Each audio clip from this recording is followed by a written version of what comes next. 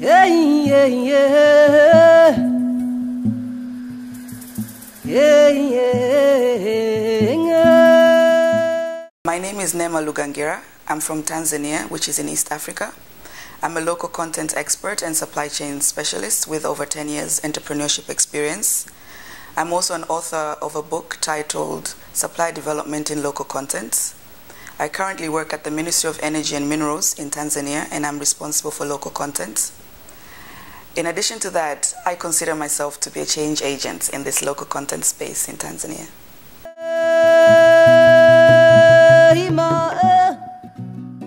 The main purpose of the book was, first of all, as I specialized my MBA in purchasing and supply chain management. So I was interested in finding an action-oriented research that I could find a problem that would add value to the certain industry. And realizing that the oil and gas sector was a new sector in Tanzania, not new as such, but at least infant in terms of the offshore found gas and the expected LNG project, I decided to focus on the supply chain participation. How can local businesses participate in the supply chain?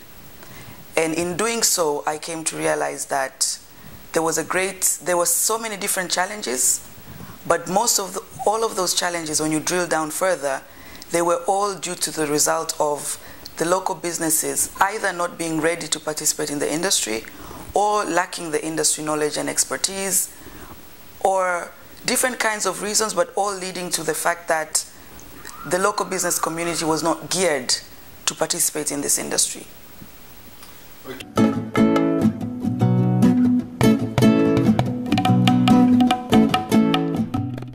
That is something that I also found because initially I had a huge title that I wanted to look at supply chain management challenges in the oil and gas sector for Tanzania. And as I earlier said, most of those challenges were as a result of a low participation, local participation. And when I was drilling down further on doing my research, I came to find out that there was lack of data, there was lack of information, lack of such researches in place. So I could not take a quantitative approach. I had to take a more qualitative approach, which meant doing a lot of interviews with different subject experts across the world, different industry experts, as well as experts and strategic decision makers or influencers in Tanzania to try and get an understanding of what's the situation, what could be done, and what could we also learn from other countries. So it was a challenging research because I had to rely a lot on interviews, and at the same time, after doing interviews, use my own interpretation and compare and contrast with the data I found from different countries. And this also highly motivated me in doing this research because I felt that I had found a problem of which my research would potentially truly add value into ensuring that lacking local participation can be enhanced.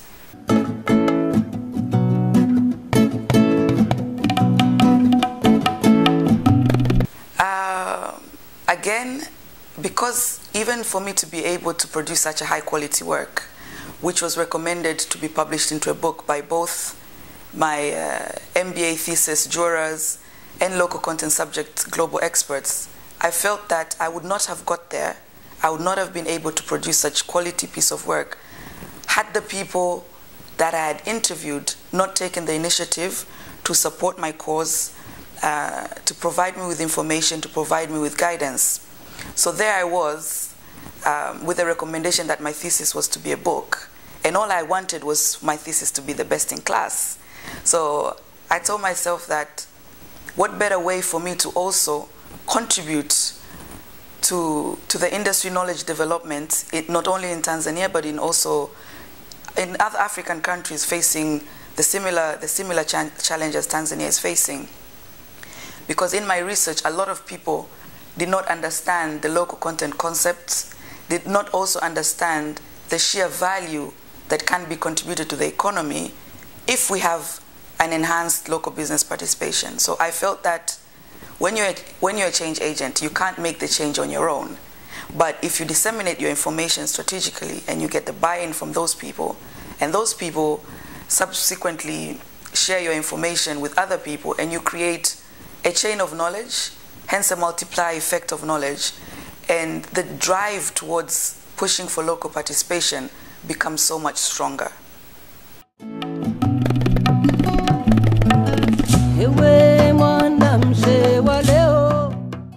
The main argument of my thesis is that for a developing country faced with a natural resource, when the industry or the people are not prepared, the government needs to make an enabling mechanism. There needs to be an enabling environment in place such that it will contribute towards enhancing that local participation.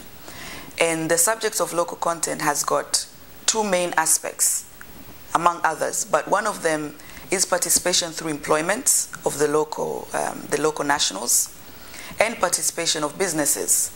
So how can the government ensure that, for example, in the oil and gas sector in Tanzania, more employment will go to Tanzanians and more procurement opportunities will go to Tanzanian businesses? So this was the crust of the research, to try and paint the picture about what is this subject, what have other countries done, what is the current trend in Tanzania, and thereafter, what were the key findings of the research and what are the recommendations going forward.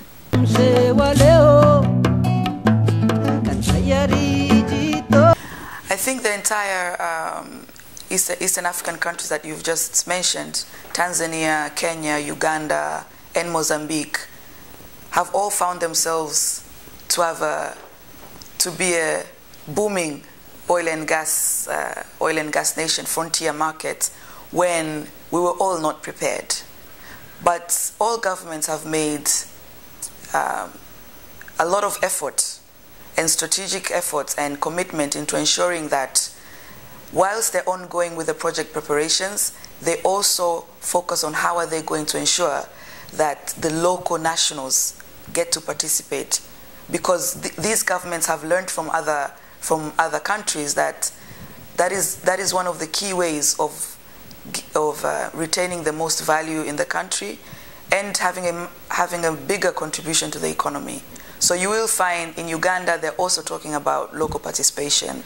They're also talking about having policies in place, having regulations in place. The same you'll find in Kenya, and the same you'll find in Mozambique, and the same you'll find here in Tanzania.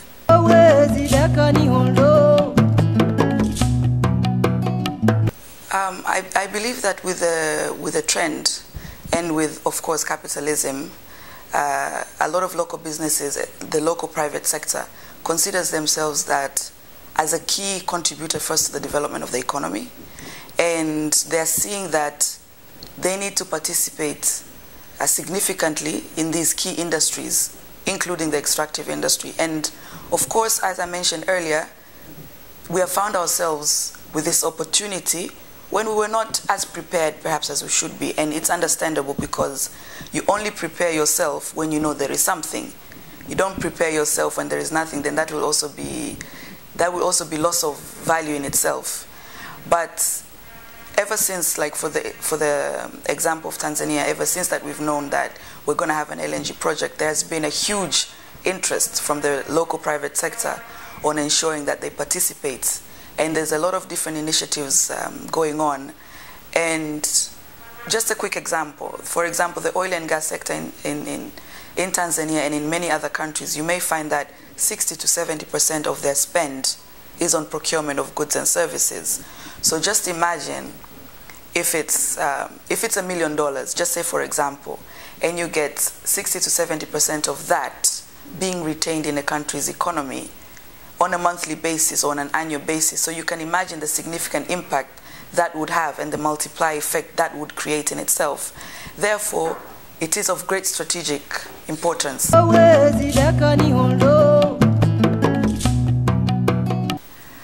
as I was saying, the contribution to an economy can be significant if you have local businesses participate, because if a contract is given to a local business, for example, a Tanzanian company with Tanzanian ownership, it means that most of their profit would be retained in the country. And with that profit being retained in the country, it will be pumped and circulated within the Tanzanian economy. And the business owner will be able to spend more money with other different kinds of businesses. Or as his business enhances and expands, he or she will be able to hire more people.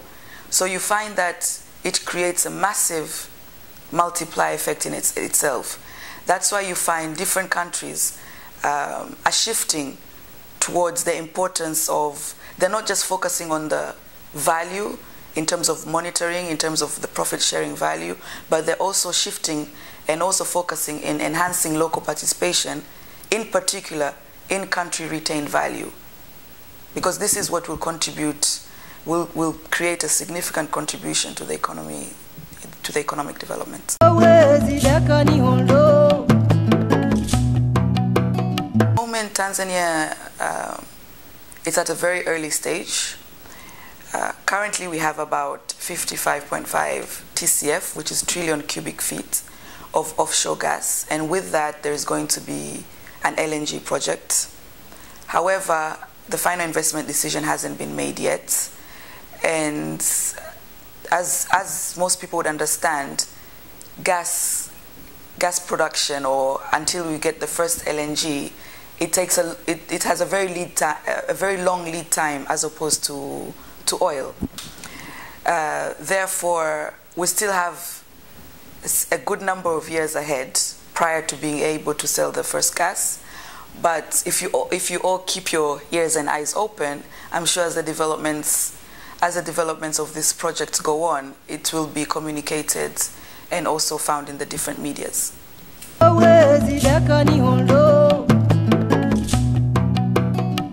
Should be more than 5 years, maybe 7 to 10 years. Okay. But this is just an estimate. This is something which the experts are working on, and that is not my area of expertise.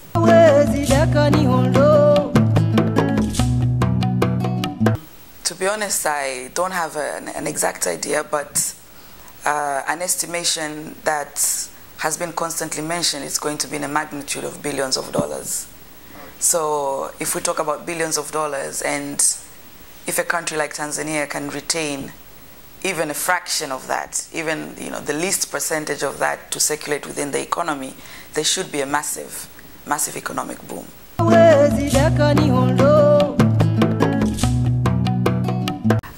Definitely, I believe not only by looking at Tanzania, but also looking at the neighboring countries that we mentioned earlier, like Kenya, Uganda, and Mozambique.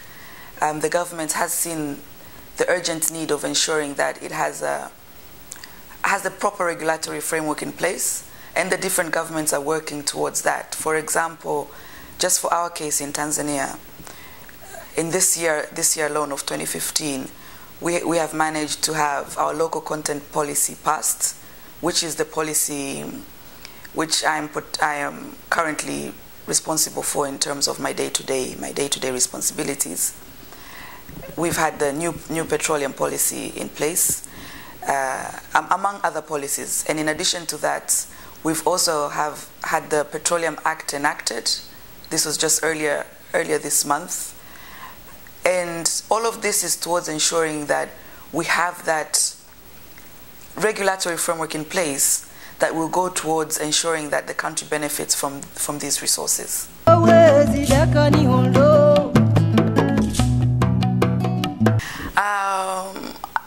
I consider myself a change agent because when I started this research and when I came across the subject of local content and the importance of local content, and for a host government like Tanzania to have a local content in place, it was a new subject amongst many people. It was a new topic. And as I earlier said, that I did a lot of interviews, but I did not just interview, I didn't just do the interviews haphazardly. I strategically thought of the different people that should be interviewed. For example, you have your key influencers, and you have the people who they need to know, and potentially if they buy in the idea, it can create a massive sort of outbreak of local content in Tanzania. So what I decided to do is, whilst I was still doing my research, I also took upon that opportunity when I was conducting my interviews to first bring to their attention the person I was interviewing the importance of local content. So whilst doing that, I was already getting their buy-in, because they would see that actually this is something of great importance. And then I was not interviewing you just once. I interviewed the first time, and when I reach the next stage, I come for another interview. Then I come. So most people, I interviewed them 3 to 4 times at different stages of the research. So in a way, they were part of the evolvement, and at different stages, they had different opinions, and they saw the importance of this subject. And when I submitted my thesis at my university, I also submitted a copy of my thesis to all the key people that I had interviewed, so that they can also see these are my findings. And because I was not contracted, this is an academic piece, it was as raw as it gets. So there was no sugarcoating or anything like that, because all I wanted was to get the best grade in class. So there was no maybe stumbling blocks or hindrance in the sense that I could not say this or I could not say that. As you know, that when you're a researcher, and especially in academic research, you have a unique opportunity to put your ideas across as an individual. And after doing that, I started getting a lot of opportunities to make presentations about the findings of the research, and I used those opportunities to, again, continue to disseminate the key information, which was the importance of local content, what is the current situation, what are the key findings of the research, and the key recommendations. So as doing so, this was between 2013, I started my research June 2012, I graduated June 2013. So in that year of doing research, there was already an awakening of the importance of this local content subject.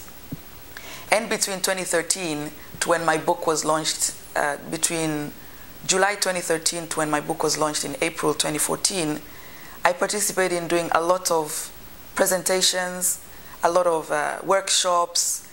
I would participate in anything and everything that gave me the opportunity of disseminating further my research. Basically, I made a lot of noise in local contents, and as a result, I got the buy-in from the different people, and I also got the unique opportunity of participating in the different high-level activities in the local content development space, as well as the preparation of the local content policy in Tanzania, among others. But I had also got an opportunity to work at Statoil, which is a Norwegian oil company in Tanzania, where I was responsible for local content. But after being there for about 10 months plus or minus, I came to realize that although I was making a significant contribution within that company, but it was only one company, whereas the industry had about 26 players. So there I was, on one side, I was working with a very well-known oil company with a huge salary and a massive potential of career development.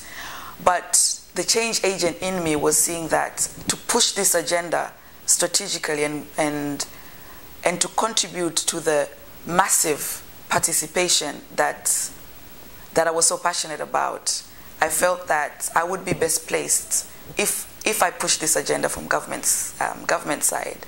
So I took the risk and I quit Statoil in March 2014. And like they say, you know, when you believe in something, you push, push, push, and suddenly the door opened and I joined the Ministry of Energy and Minerals this year, January 2015.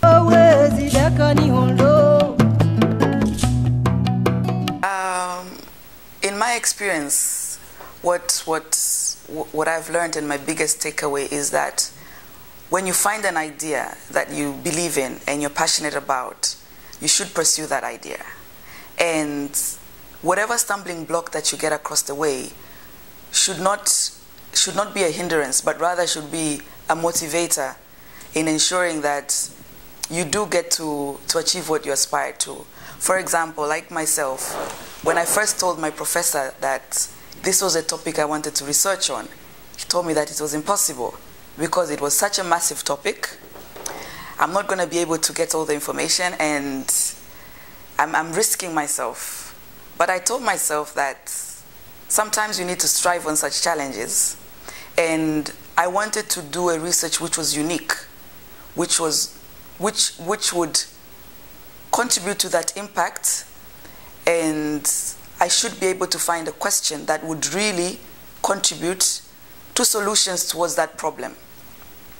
And that is why I embarked on this challenging topic. But one thing that I would truly like to stress upon the younger generation, that is, my age mates and those who are slightly older than me, is that, first of all, being young is not a hindrance. Not having years of that particular industry that you're researching experience is not a hindrance. And again, being a young woman is definitely not a hindrance. We can use all of these qualities to our advantage. And one thing I've learned is that when you have a unique idea, and when you believe in it, and when you're passionate about it, it resonates in the different people that you're talking to, and suddenly you find that people are interested in your agenda. People are giving you the time to listen. And subsequently, people assist you in opening the next door. And when you get to the next door, someone assists you in opening the next door. And before you know it, you have created a platform for yourself, which you necessarily did not create on your own. But in the process, you got support from different people who believed in you. So that is one of the key things, that change does not necessarily have to be contributed by a well-known figure or a person of a certain maturity or of a certain age, or a person of 30 years experience, 40 years experience. Change can be started and can be initiated by anyone, by me, you, her, him. Yeah. I think the different countries within the region are all at different stages, but they're all focused in ensuring that there needs to be a legal framework, because this is something that we've learned from other countries. For example, let's take an example of Nigeria. Initially, when they had just a local content policy in place, they found that to achieve the significant value or intention that was behind having such a policy in place, they needed to have a law. So they enacted the Local Content Act. And there is significant change of the Nigerian participation after having the law and prior to having the law. So it is similar in the case of Tanzania. We have a local content policy in place, which was passed in May 2015, and currently is being embedded in our National Energy Policy 2015, which has consolidated the different key policies of the sector. But our government too has gone a step further and made sure that key matters of local content have been adequately represented in the Petroleum Act of 2015, which will therefore lead to the next stage of having local content regulations in place. But the government of Tanzania, through the Ministry of Energy and Minerals, is going to go a step further and establishing a local content unit. This local content unit will be responsible for the development and management of local content. Therefore, will be responsible for making sure that the aspirations of the local content policy are being implemented as per the local content implementation strategy, but also the local content regulations are being adhered to, as well as to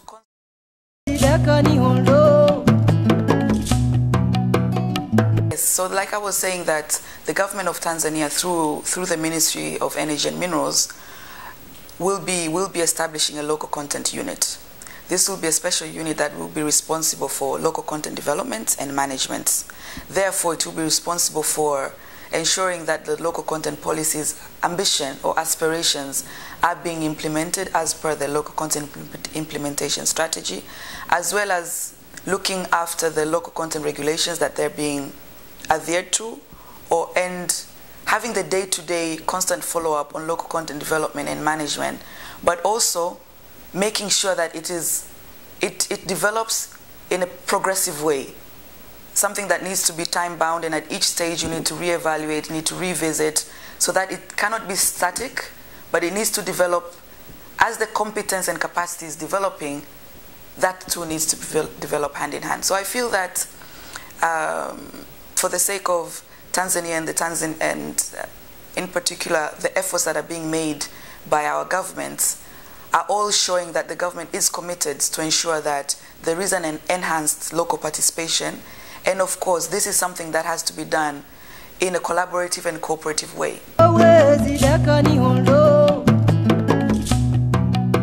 I think at the moment, all of these countries, and I can talk about Tanzania, there is a massive development commitment in terms of the academic institutions, in terms of reviewing the current academic curriculums and seeing with this new industry and the demands of this industry, what are the different courses that are needed, what's the different expertise that are needed.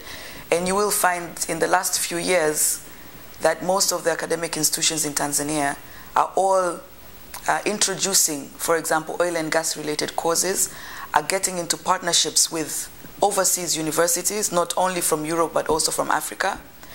And of course, when you get nationals going to study in Europe, the key advantage of that is them returning back home and disseminating that information that they gained outside. So these are efforts that need to be done hand in hand, and going forward, there should be significant improvements also on that front.